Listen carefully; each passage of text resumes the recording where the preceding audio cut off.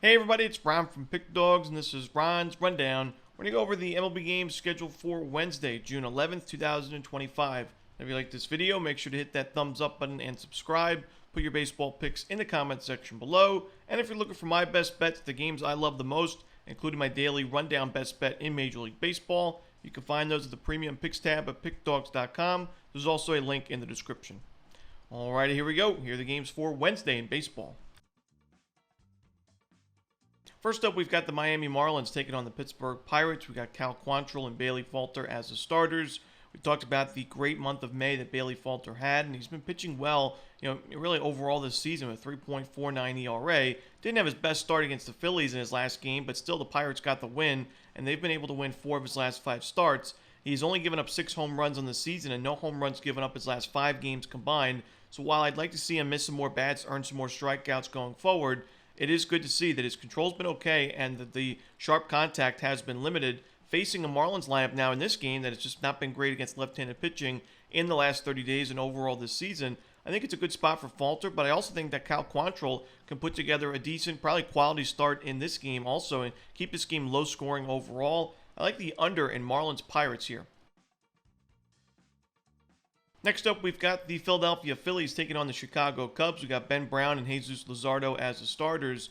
It's crazy to see Luzardo's ERA at 4.46 when it was just below 3 just a couple of starts ago. I mean, going into that Brewers game, Luzardo was considered one of the best lefties in baseball, at that point in the year, and now we've seen him give up 20 runs in 5 2/3 his last 2 games combined, 21 base hits, 3 home runs, 5 walks to go with it in a 17-7 and 9-1 Phillies loss. So for me, it's tough to get there with Luzardo in his current form. I think he'll definitely be able to figure things out and get back to form. But right now, I mean, you look at the Chicago Cubs, one of the best lineups in baseball against left-handed pitching this season. Ben Brown's making improvements. He had a tough start to his year, and his numbers on paper still aren't great, but his last 2 games, very competitive starts. I got to roll the Cubs in this game on the money line on the road. Next up, we got the Cincinnati Reds and the Cleveland Guardians. We've got Nick Lodolo and Logan Allen, a pair of lefties on the mound in this one. Now, we've talked about how Lodolo's been a little bit inconsistent in 2025, but he's had a quality start in 3 of his last 4 games. He's in good form overall. He's facing a Guardians team that's not been anything special against lefties in the last 30 days, where their team OPS is near the bottom of the league. I think Lodolo can put together a strong outing. And Logan Allen, I've mentioned, is not my favorite starting pitching option in this rotation. I think Cincinnati could find a few runs off him early. Now, for me, if this is a close game late, I think the Guardians have the big-time bullpen advantage, so I could see them, making a comeback in this game, but I think the Reds will have the lead through the first 5 innings, so give me Cincinnati first 5 money line. Next up, we got the Braves and the Brewers. We got Spencer Schwellenbach and Chad Patrick as the starters. Schwellenbach had a solid month of May, even after the not-so-great start against the Dodgers in the first start of the month.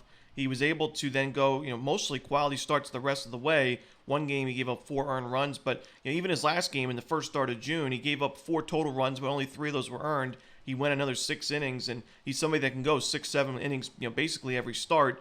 I think he could pitch pretty well in this game. I also think Patrick, even though I don't expect him to hold a sub-3 ERA by the end of the season, so far so good, and especially at American Family Field, where he's got a 2.25 ERA and 44 innings at home. Right around a strikeout per inning, only 3 home runs given up. So I'm going to roll with the under here in Braves Brewers.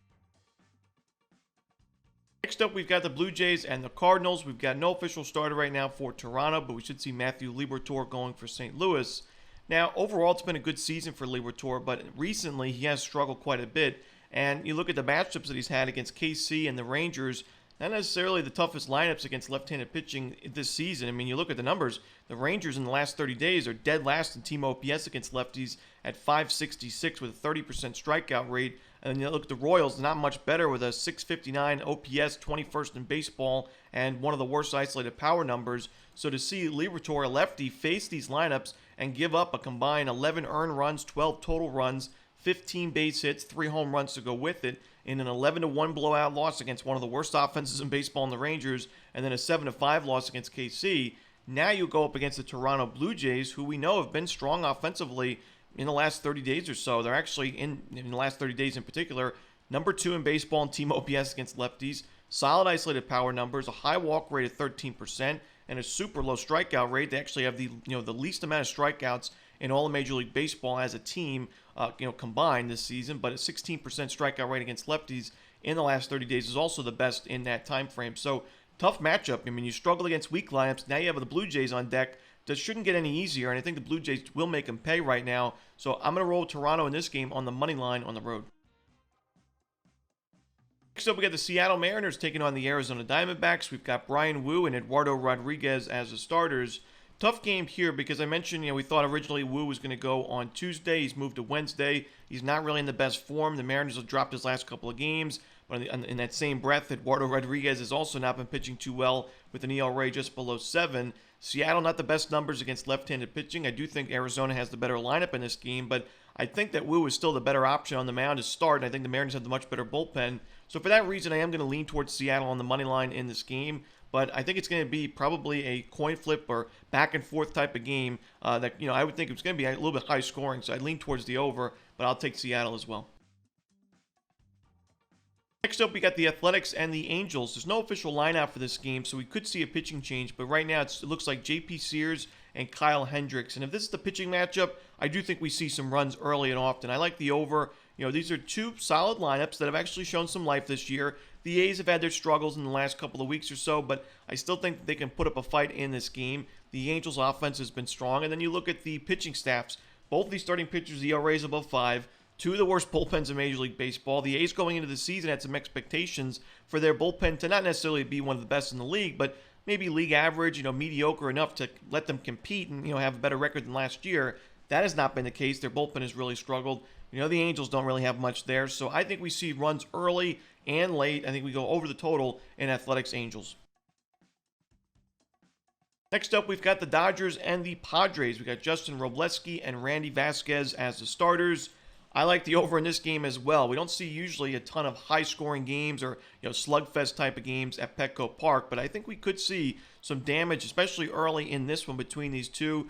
I mentioned I do not trust Randy Vasquez as a starting pitching option, even though on paper, good numbers, 3.690 ERA in the season. The expected numbers are through the roof. The walk-to-strikeout ratio is not good enough. I just don't think that what we see right now is sustainable for Vasquez to put together these types of numbers for an entire season. And now you're up against one of the best lineups in baseball. So I think the Dodgers get to him, but I also think San Diego can do some, chip in a few runs for us to get us over this total. So maybe Dodgers team total over in the first 5, but also the full game over between these two teams.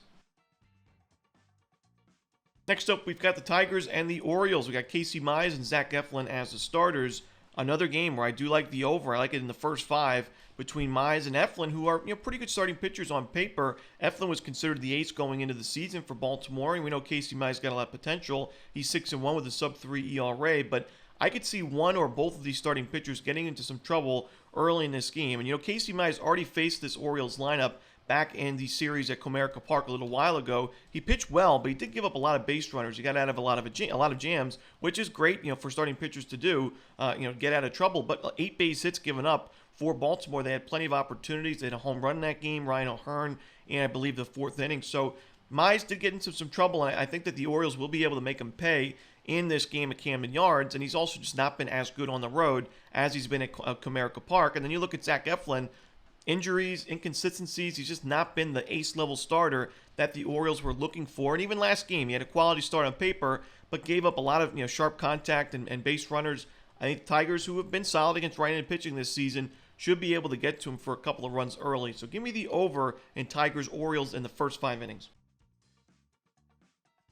Next up, we got the Tampa Bay Rays taking on the Boston Red Sox. We got Zach Littell and Walker Buehler as the starters. I know that Zach Littell has given up a lot of home runs and a lot of sharp contact this year, a lot of extra base hits. He's not really missed a lot of bats. His strikeout numbers are pretty poor on the season. The control's been good. He has not walked a lot of batters, but you look at the expected numbers, they are pretty steep for Littell, but I don't think we can go against them in this spot because the Rays are just on a tear in Littell's starts right now. They actually lost his first 5 games of the season, but since then they've won 8 games in a row with Zach Littell as a starting pitcher. They've really backed him up in the run support department. I think that's going to be the case again because you got Walker Buehler on the other side for the Red Sox in this game. He's given up a combined 12 runs his last 12 and 2/3 innings against the Orioles, Braves, and Yankees. All those were losses. All those were blowout losses, 5-1, 5-0, 9-6. And he's just given up 5 bombs his last 3 games combined. So as much as I think that Littell is going to regress as the season goes along, Buehler is in worse shape by far right now, and the Rays are winning these Littell games 8 in a row. It's tough to go against. Give me the Rays in this one on the money line. Next up, we got the Washington Nationals and the New York Mets. We got Jake Irvin and David Peterson as the starters. Now, I mentioned a few times, more than a few times, the Nationals have been one of the more profitable underdogs in Major League Baseball, but this is one of those games where I just don't think that the matchup is beneficial for Washington, and we're not getting a good enough price. I think the Mets are the play, and I'd lay 1.5 runs with the Mets in this game. I think Peterson's the much better starting pitching option. I haven't said that too many times on the rundown over the years, but while I expect some regression for Peterson as the season goes along, he's still pitching really well. 2.8 ERA, good strikeout numbers on the season. Home run ball's not been an issue for him his last, overall this season, but especially his last 4 games. And I think he has a solid outing, but I also think that Jake Irvin really does struggle. He's continuing. We started to see the regression his last 2 games, giving up 9 runs combined against the Cubs and the Diamondbacks in 10 innings with 18 base hits, and he's still got a 4.02 ERA in the season. He's pitched well on paper so far, but the expected numbers are very steep. They're not his friend. He's got an ERA above 4.6 on the road. The Mets are a tough lineup against righties. I think they get to him early and often. I think they get to the Nationals bullpen. So I lean towards the over and the Mets on the run line. Next up, we got the New York Yankees taking on the Kansas City Royals. We've got Clark Schmidt and Chris Bubic as the starters. Chris Bubic, definitely the best starting pitching option for KC and one of the best pitchers in the American League this season. But his one bad start, and it really wasn't that bad of an outing, but definitely his weakest start of the season, was against this New York Yankees lineup. And this is a Yankees team that's been good against lefties from the beginning of the year. So it wouldn't surprise me to see the Yankees get to Bubic again in this game. It was 5 1/3 innings of 3-run, 4-walk, 7-base hit baseball in a 4-3 Yankees win in that game on April 16th. And since then, Bubic has been unbelievable. I mean, the month of May, 32 1/3 innings, 33 strikeouts, and a .56 ERA. His first start of June was even 7 innings, 1 run, 9 strikeouts, but that was a 1-0 loss, and it goes back to the Royals' offense being so inconsistent. Going up against Clark Schmidt, who I think is a good starting pitching option, any Yankees bullpen I think is going to be good enough in this game to give the Yankees the W. Even if they score 2-3 runs off of Bubic early in this game, I think it'll be enough for a Yankees win. So I'm going to roll with the Yankees in this one on the money line. Next up, we got the Rangers and the Twins. We've got David Festa and Jack Leiter as the starters. David Festa, he was pitching really well in his limited work in April, but his first start of June was 3 2/3, 8 runs, 3 home runs. And I know that was at the Sacramento minor league ballpark, but still, it's tough to have a lot of faith in his game. When you got Leiter on the other side who's in good form, I know the Rangers have not done much offensively on the road this season, but I think they'll be able to score a few runs off of Festa and have the lead through the first 5 innings. Now, I expect this to be a pretty close game, especially late. And if that's the case, I think the Twins have the best bullpen in baseball and have the advantage in this game, in this series. So I wouldn't be shocked to see a Twins comeback win, but that's why I'll just take the Rangers in the first 5 innings on the money line. I do think they have the starting pitching advantage. Next up, we got the White Sox and the Astros. We've got Sean Burke and Ryan Gusto as the starters. I'm going to look at the Astros in the first 5 innings, their team total over. I think they match up really well with Sean Burke, who has pitched well so far in the season, but a 5.3 expected ERA, very low strikeout rate. He's in the bottom 20th percentile in walk percentage and barrel percentage, so he's given up some sharp contact. The exit velocities have been solid, but he is susceptible to the home run ball, in my opinion, and I think the Astros, who have shown their offense has been so much better at home than on the road, they should be able to get to Burke early in this game, and I like their team total over in the first 5. Next up, we've got the Giants and the Rockies. We got Robbie Ray and Kyle Freeland as the starters. Robbie Ray's in great form, but he's pitched at Coors Field in his career a few times. He was a member of the Diamondbacks for a few seasons, so he's got that Coors Field experience, but an ERA above 5 in those starts at Coors Field. And Kyle Freeland right now is pitching pretty well. I mean, overall this season he struggled, but he's given up 3 runs or fewer in 4 of his last 5 games. 3 of those 4 performances were quality starts going 6+ innings. We talked about how Freeland was really sharp in spring training, and then he struggled in the beginning of the season, but he's in great form right now. The Giants have not done much of anything against lefties this season, and we're getting plus money with the plus 1.5 runs on the run line. I think it's a really good price and good value with the Rockies in this game. So I'm going to roll Colorado in this one, plus the 1.5 runs on the run line. And that's it. Those are the games for Wednesday in Major League Baseball. Hope you enjoyed this video. Again, if you're looking for my best bets, you can find those at Pick Dawgz Premium, and there is a link in the description. As always, Ron Romanelli, good luck.